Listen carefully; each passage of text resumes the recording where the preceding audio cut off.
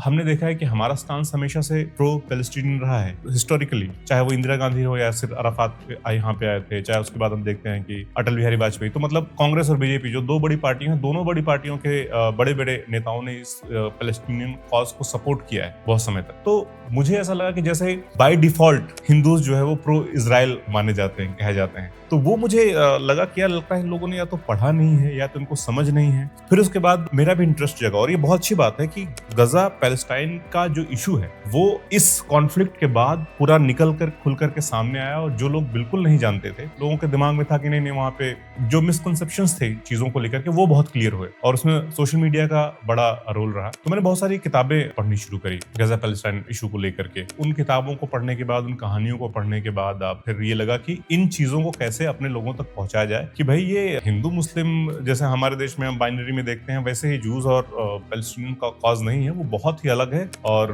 बहुत ही बर्बर रहा है, बहुत खून खराबे वाला रहा है। तो इस वजह से मुझे ऐसा लगा कि शायद एजुकेट करना चाहिए लोगों को इस इशू के बारे में, खास करके एक क्योंकि आप मेजोरिटी कम्युनिटी से आ रहे हैं इंडिया में, उस पर्सपेक्टिव को भी लेते हुए, क्योंकि जो सामने वाला बंदा सोच रहा है कि चलो नहीं हम तो इजराइल को सपोर्ट करते हैं, अच्छी बात है आप सपोर्ट करते हैं, कोई दिक्कत नहीं है, लेकिन अब मैं उस चीज को समझता हूँ कि मैं भी उसी बैकग्राउंड से हूँ कि भाई जब सारे के सारे लोग आपके आसपास इजरायली सपोर्टर्स हैं, लेकिन जब आप किताबें पढ़ते हैं, जब आप हिस्ट्री देखते हैं, जब आप चीजों को एनालाइज करना शुरू करते हैं, तब आपको महसूस होता है कि नहीं यार ये तो बहुत ही पेचीदा, बहुत ही उलझा हुआ मामला है, और एक कौम जो दुनिया के सबसे सताई गई कौम थी, वो अब सबसे ज्यादा लोगों को सताने का काम कर रही है, एक पूरी पॉपुलेशन को वाइप आउट करने की कोशिश कर रही है।